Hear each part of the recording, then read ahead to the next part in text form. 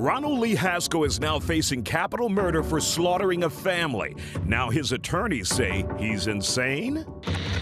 A 19-year-old missing for several days. Family members find out the tragic truth. He was electrocuted, and now they're claiming his body.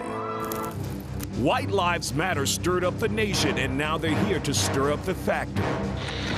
And they make jewelry for celebrities all over the world, and now they open the vault to show you millions of dollars in bling. Next on The Factor.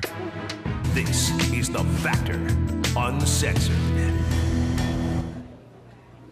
And welcome to the Isiah Factor Uncensored. It has been one crazy night here for The Factor, and we're going to tell you about that later in the program. Just know there are cops surrounding this whole building, and they're here for The Factor Uncensored. Because of that, we had to make some changes in the best interest and the safety of the public. But we have a wonderful lineup for you coming on the show today. We have JERMAINE Dupree, rap music mogul, who will be joining us here live. We have The Hugh playing live on the show. Also, we have Lil Troy, wanna be a baller, shot caller, 20-inch. I don't know the rest, but we have a great show coming for you. But we're gonna kick it off with Angela Chin and the news.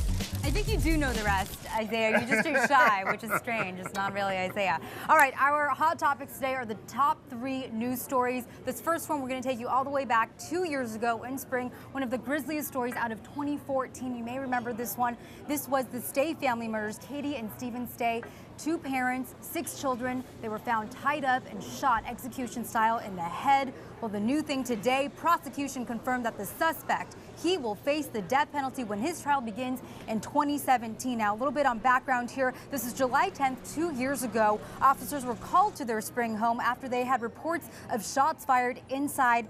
That's where they found the parents and all 6 children tied up and shot in the head. Only one of their children, their 15-year-old daughter, survived. Now, the suspect is Ron Haskell. He was arrested after a standoff with police. He's accused of capital murder, and reports say he forced his way into the home dressed in a FedEx uniform, tied up the family, and that's when he gunned them down. Haskell was reportedly looking for the ex-wife who had left him after several incidents of domestic violence, and she was the sister of the homeowner.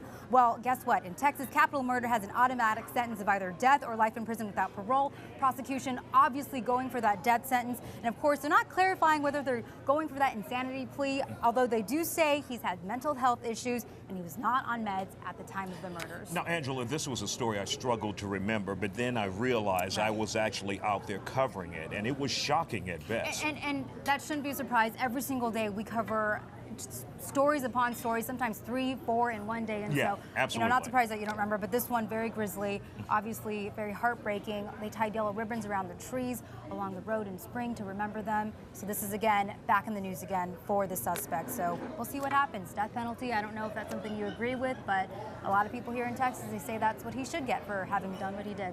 Still very active in Texas. Still very active. All right, this next one, unfortunate, likely an accident. Very, very sad. Deputies in Santa Fe, they say a 19-year-old was electrocuted while he was out fishing. Really, really sad because likely an accident. This guy's name was Mason Curley. He was last seen leaving his house on Wednesday after his family reported him missing.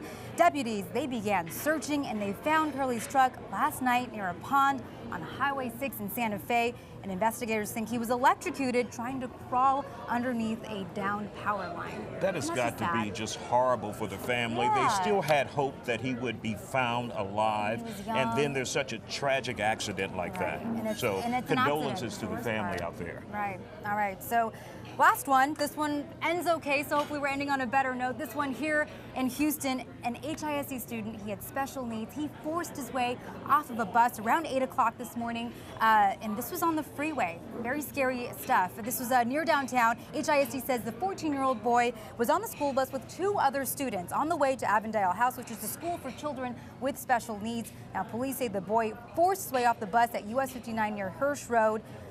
The driver couldn't stop him. The special needs helpers, they say they couldn't stop him. Police found him about an hour later in a nearby neighborhood. Of course, went through an evaluation at the hospital, but he is otherwise okay. And that's kind of tough, because what do you do in that situation? Yeah.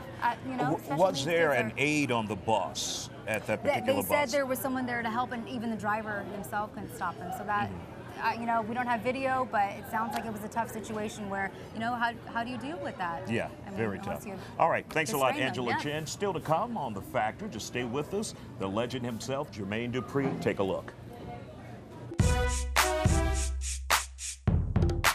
He's a hip-hop mogul who made an unforgettable impact on the music industry. He's created some of the biggest hip-hop groups while producing some of the biggest names in the music biz. He is Jermaine Dupri.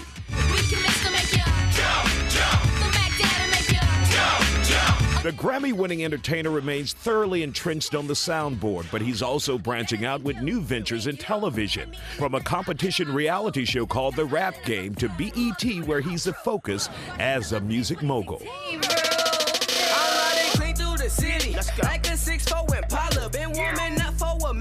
If for some strange reason you still don't know Jermaine Dupri, you definitely know his music, producing greats like Mariah Carey, Usher, Jay-Z, Nelly, and Janet Jackson.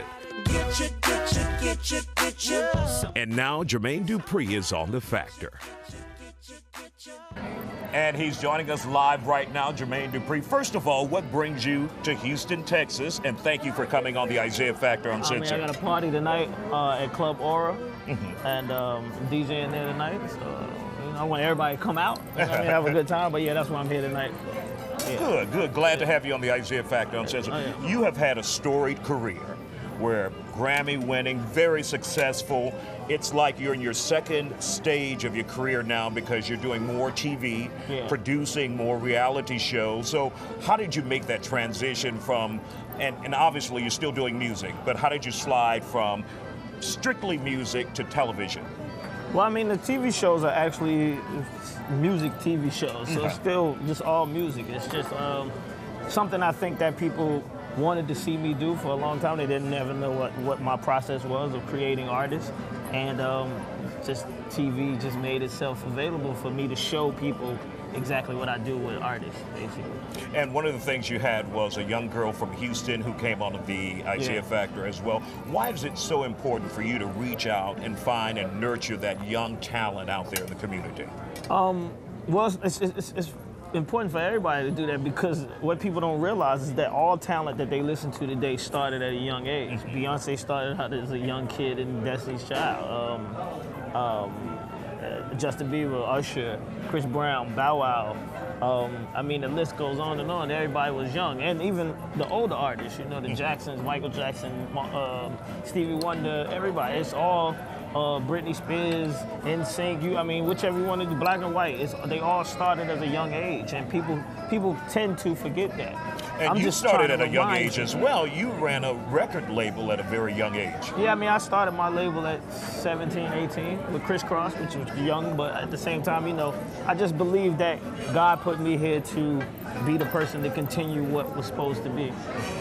And as far as young artists, are you seeing the same drive, the same hunger that you had and others like Criss Cross had and the Brat had in coming up? Somewhat. It's not the same as mine. I definitely won't say that, but I'm definitely seeing it. I mean, like in Young Lyric, that's from here, that was on the Rap Game first season. I definitely see a lot of potential in her and a lot of drive, and she's out, she's doing stuff. That was one of the reasons why we picked her to be on the show. And there's another show that you're on where the focus is on you, the light is on you. How is that having a camera around you 24 hours, not 24 hours, but for a sustained period of time, chronicling your life? Yeah. I mean, it's cool. It's you know, like I said, this is something that's been happening prior to, I guess, the hype of social media and TV at this point. So I used to do it on YouTube and show people behind the scenes. So I mean, it's better now. Just people can watch TV and watch it. And have you embraced social media as well? Oh yeah, 100%. Yeah. Make sure y'all hit me up on Jermaine Dupri on everything. Twitter, Instagram, Snapchat, Snap Twitter, whatever they got, everything, all that. Yeah. Now tell us once again, what can people expect if they come out to Aura tonight to see you DJ there? A good time. You know what I mean? A good time. A roller coaster of music. You know what I mean? I'm gonna play, you know, an array of music depending on how the crowd act. You know, I really pay attention to what the crowd is doing, and it's kind of like a show. Well, it's a good time. Just a good, a good DJ, good time. All right. Yeah. JERMAINE DUPRI, thank you for coming on the Isiah Factor Uncensored, and Yeah. he'll be at Aura tonight, so make sure you check him out there. Yeah. Come and out. as we leave you, here's the Hugh performing live here on the Factor Uncensored. Red hue so divine, mixed with yellow number 9. Strobe light regalment, announcement coming to the stage, fulfillment. Somebody, baby mama, baby daughter, about to party. Baby, break it down, break it on down. Let me space you up, Mrs. Pretty Round Brown. Let me take you to a place on the other side of sound. I can show you where to get them purple flowers by the pound. Pot of gold, maybe not, but I can show you rainbows.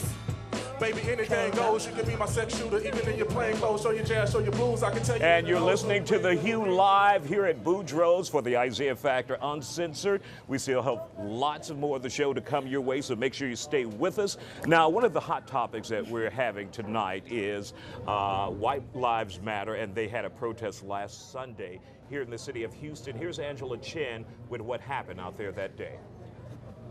Why were whites the victims of violence from a black officer shooting a black suspect? On a Sunday morning, outside the NAACP in the 3rd Ward, about a dozen protesters gathered for a White Lives Matter rally. We came out here specifically today to protest against the NAACP and their failure in speaking out against the atrocities that organizations like Black Lives Matter and other pro-black organizations have caused, the attack of and killing of white police officers. Carrying the Confederate flag and guns, these protesters argued there is aggression toward white people and that it's time someone spoke up about it. We are who we are, and we should look out for our own, and they should look out for theirs. The problem is the double standard involved. We can't do it without being labeled a hater or whatever.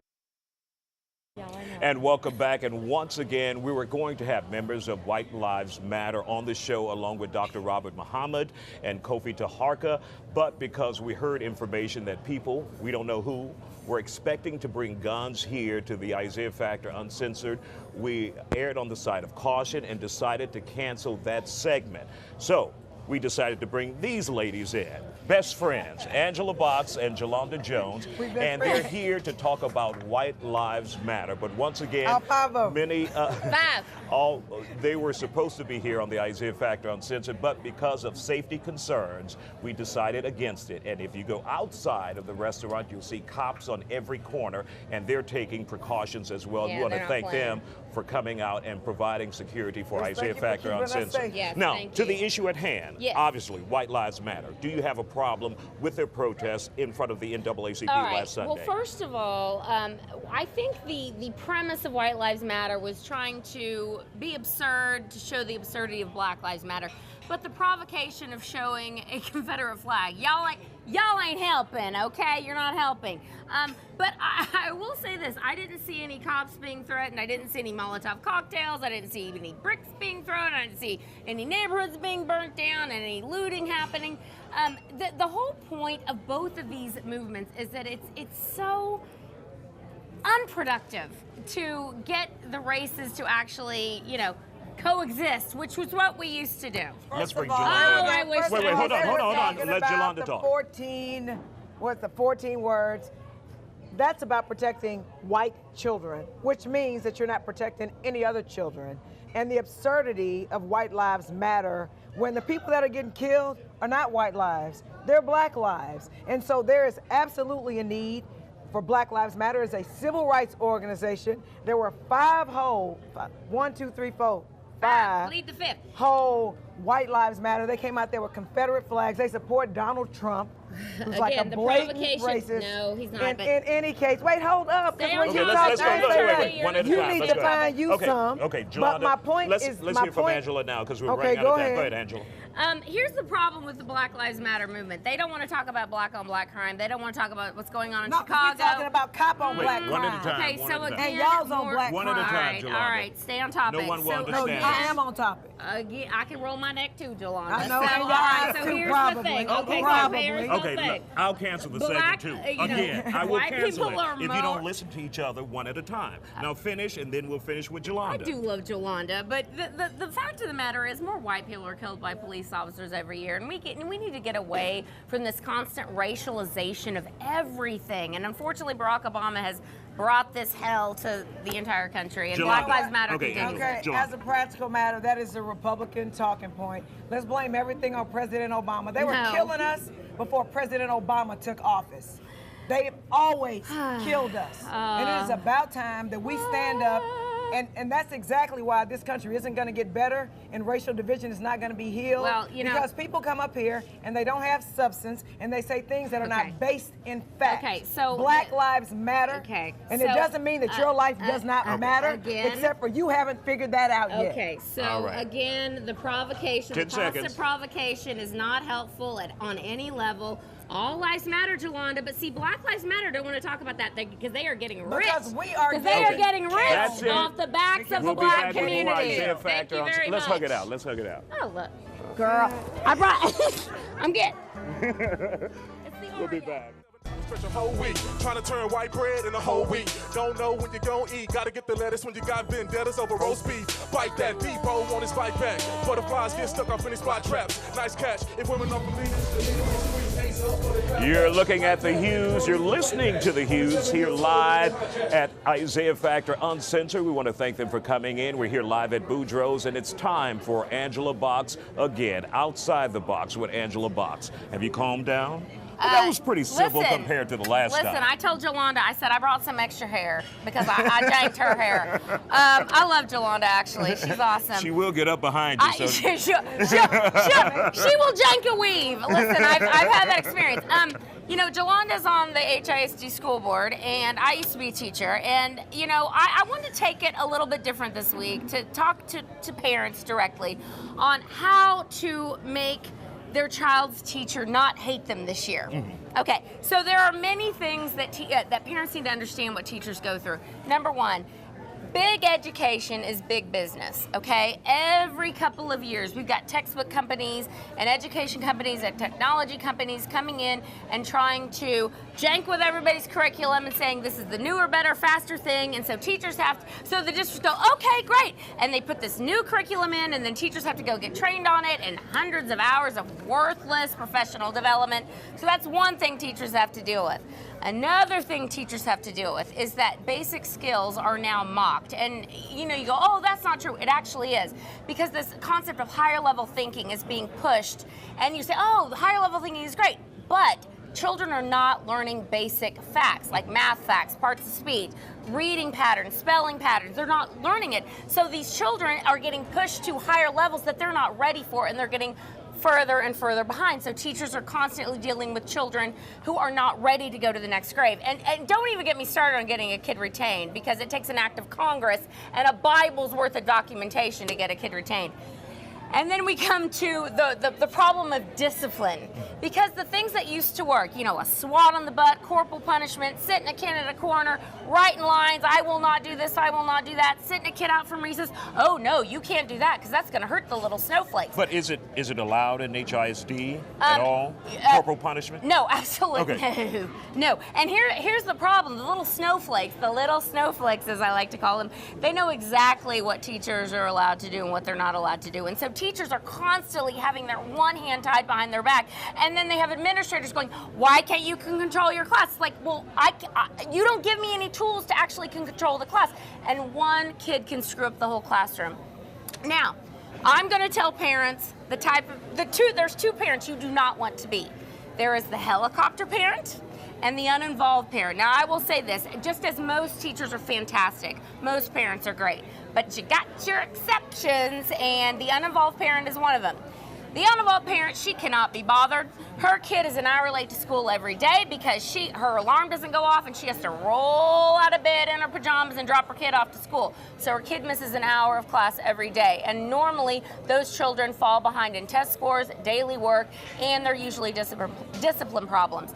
And then we have the helicopter parent who, you know, they start off very helpful. They say, oh, whatever I can do, very cloying, over the top, artificial. But then it's going to turn into daily emails and calls and, oh, my child is being bullied. What are you doing for my child? And they demand like specialized notes every day for their child. Both types of parents make life hell for their teacher. I am here for the teachers. I'm here for the teachers. I can't believe. No Support racist your week? teachers. No race issues? I'm actually. We'll be back with more Isaiah. Jolanda brought that. Censor. Who do you trust when the preacher and the devil revel together at VI and V-Line, watching as she shakes all that bass from her treble?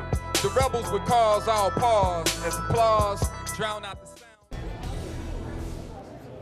And welcome back to the Isaiah Factor Uncensored, live here at the Boudreaux's in 610 near the Galleria area. Now we're going to take a look at weather with John Dawson.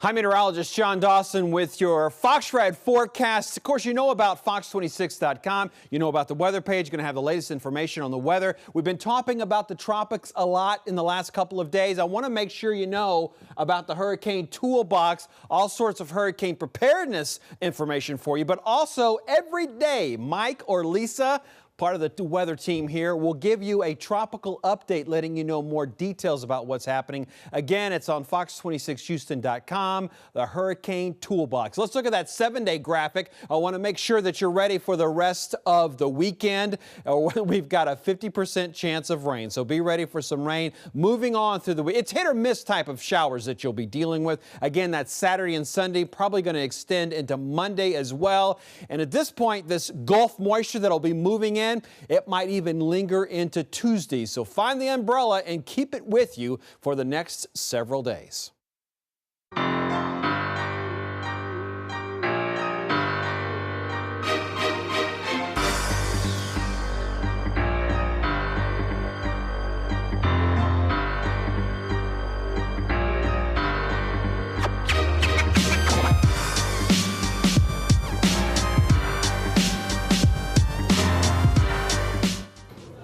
And welcome back to the Isaiah Factor Uncensored. We're talking all about the bling today, and we have two of the most prominent jewelers in the country. They have some of the biggest celebrity clients all over the country. Joining us now is King Johnny, also Iceman Nick.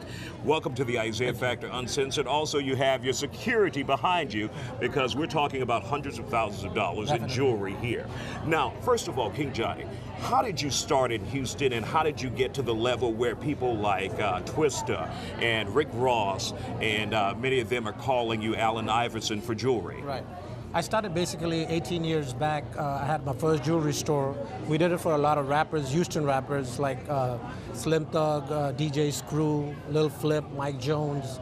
That spreaded the word, and then we had like the international customers, like we had like Twister, and we had Rick Ross, Flo Rida. We made that piece for Flo Rida, and we had like all the athletes like Des Bryant, Steve Francis, Tracy McGrady, all of them started dealing with us. Also, Iceman Nick, you recently had a crazy birthday party here in Houston, and you had a lot of celebrities there because you are a jeweler to the celebrities. So when you get that call, how do you decide what you're going to design for them, or you come to the table and you guys come up with a plan? How does that work?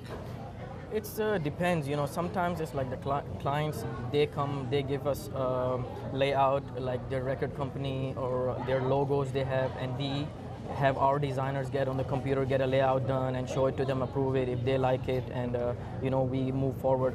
Sometimes they come to us for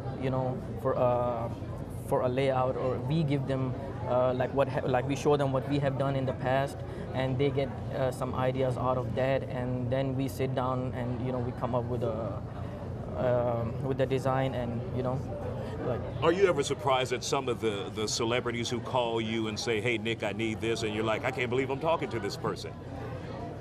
It used to happen like 10 years ago, not no more. We used to it now. It's regular business. It's regular business. King Johnny, you have some very expensive pieces here on the table. Once again, your security's behind you. There is a diamond-encrusted gold Jesus face. Yes. Tell me about that, and who's the client that bought that? This one is, it's an 18-karat Jesus face with 150 carats of diamonds. We made this for Flo Rida. He called us, he said he wanted the biggest Jesus ever made, and we came up with this design for him, and that's for Flo Rida. We made it, and it's one of a kind.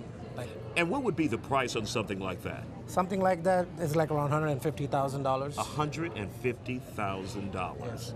Now, Iceman, Nick, tell us about the iPod and who bought that, which client bought that from you? This is for a rapper from Chicago, Twister. He's very famous.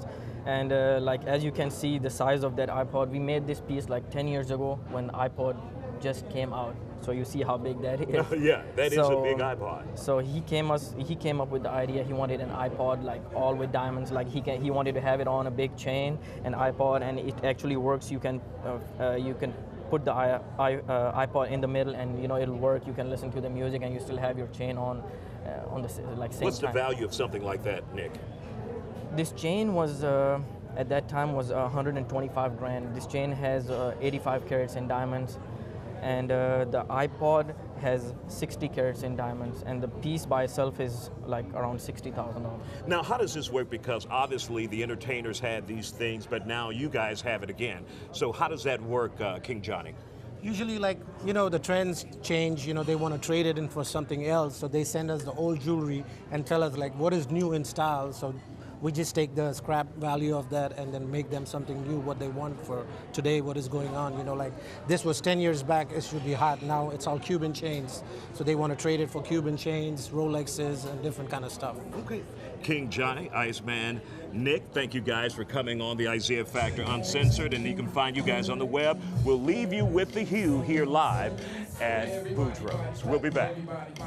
Everybody got a track. Made for you to rapidly rap about how you are rapidly rap the other rappers that rap. And welcome back to the Isiah Factor Uncensored. Let's talk politics now with Kathleen McKinley and Carmen Rowe. So we've had a busy week in politics, and when it comes to politics, particularly Donald Trump, it is about race. So tell us about Donald Trump and the alt-right. Well, that's kind of a new term as far as I know. I don't know anyone who identifies that way. I'm very disturbed at them calling each other racist and bigots, because when you just call anyone that, it diminishes it. But let me just say this. Hillary is the one who called young black men super predators, and Bill Clinton is the one who said that Obama would have been bringing us coffee a few years ago. He said that to Ted Kennedy. So I'm not buying that she's any less racist than Trump. So I think, you know, let's just stop this and talk about issues. Obviously, that's an issue that we need to address.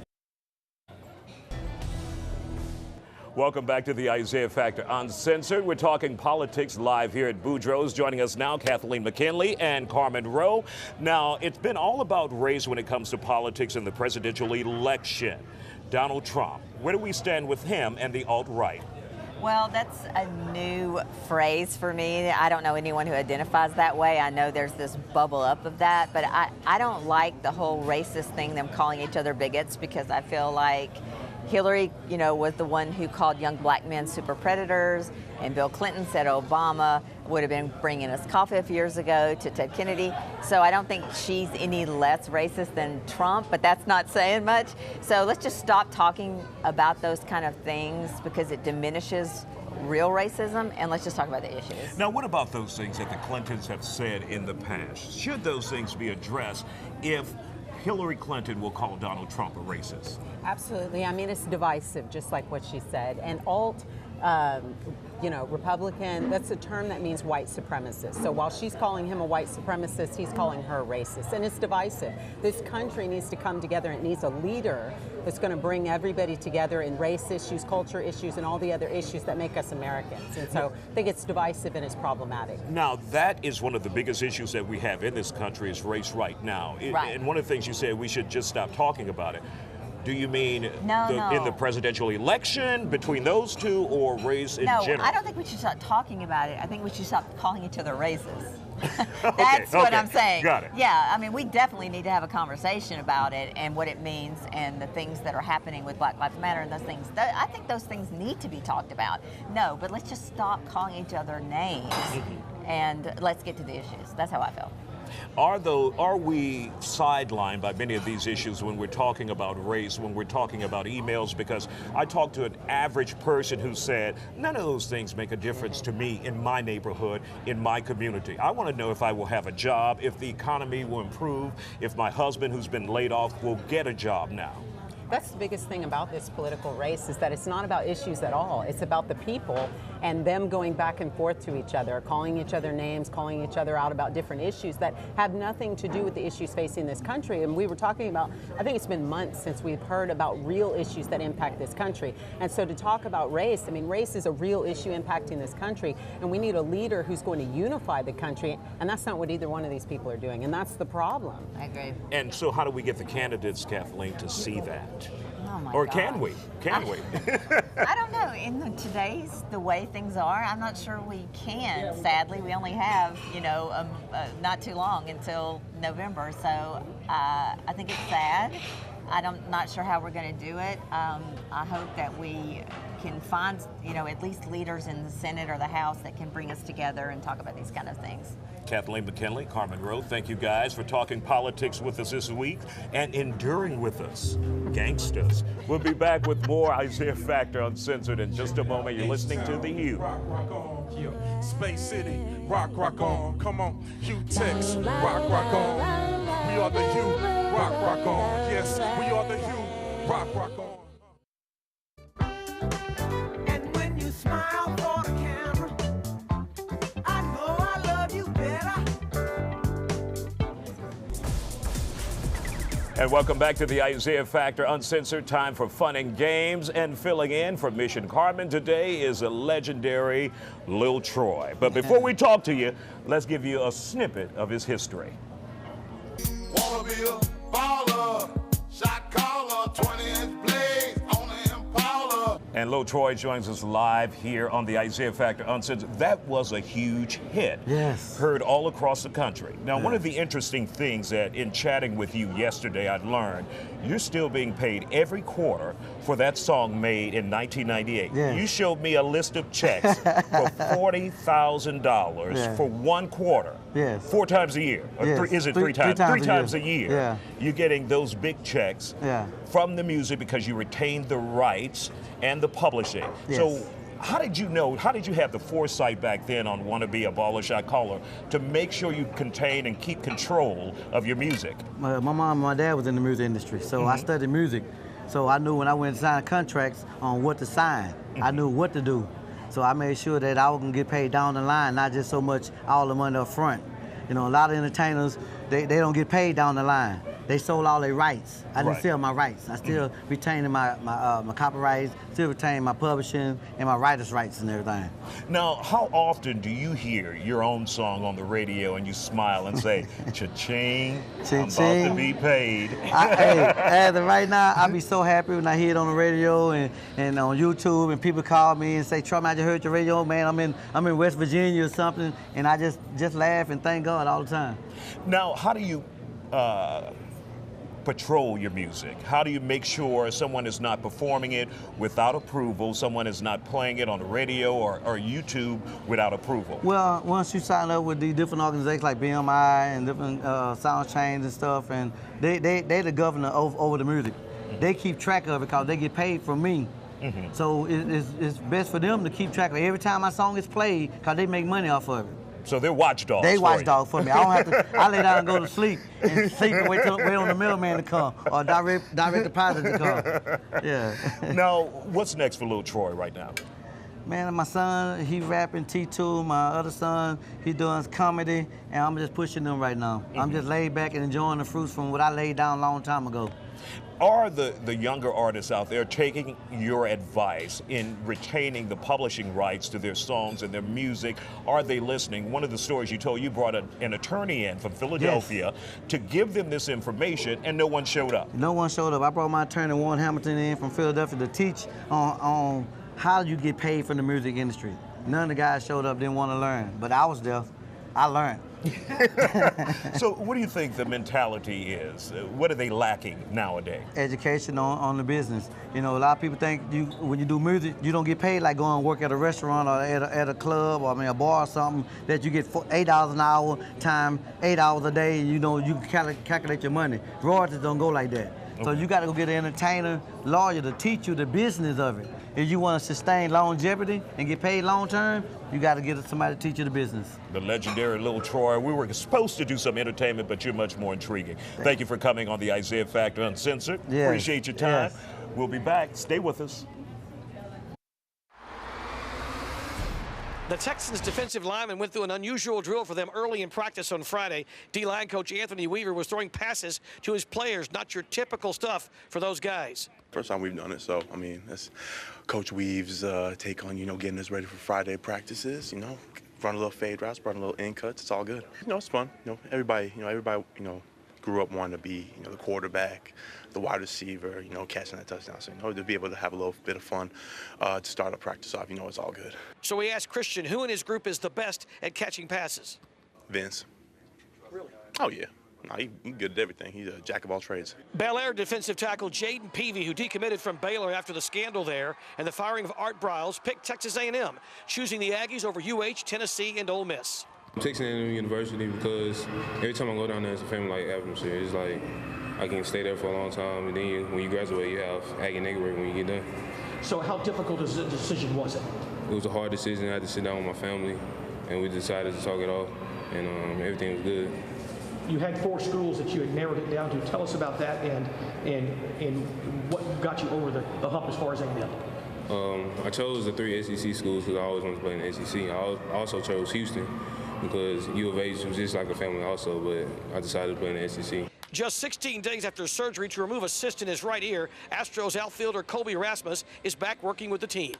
Felt pretty good. My swing felt good. What I've been working on was feeling pretty good out there during BP.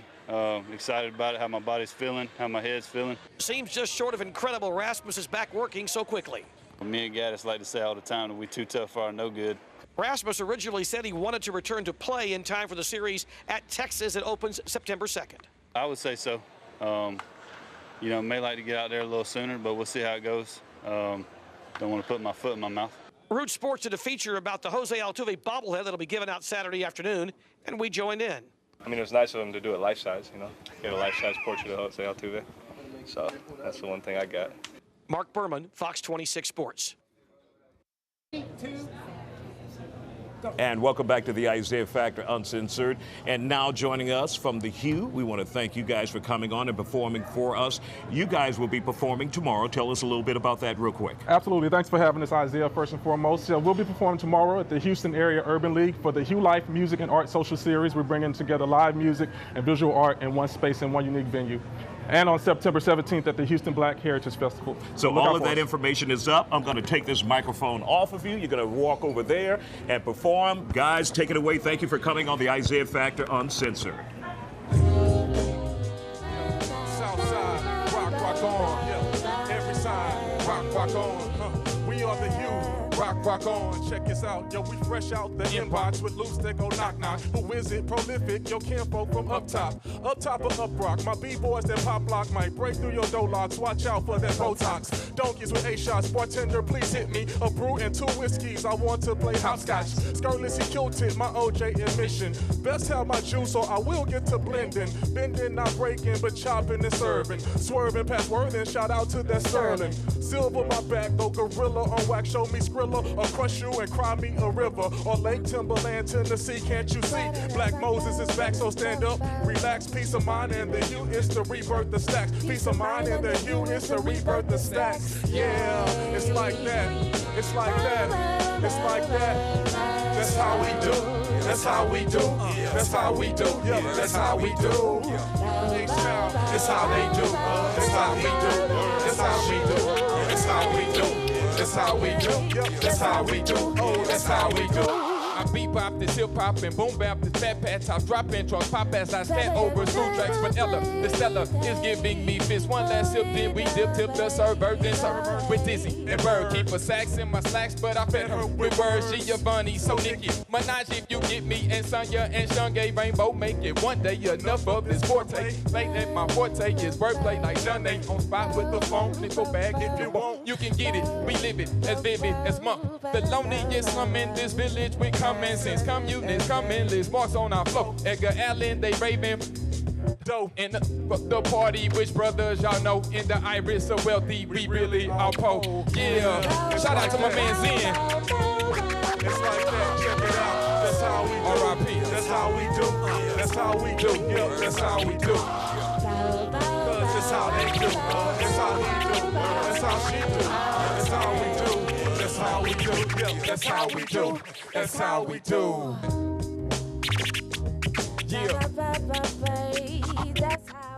This newscast brought to you by Carpet Giant. Ooh,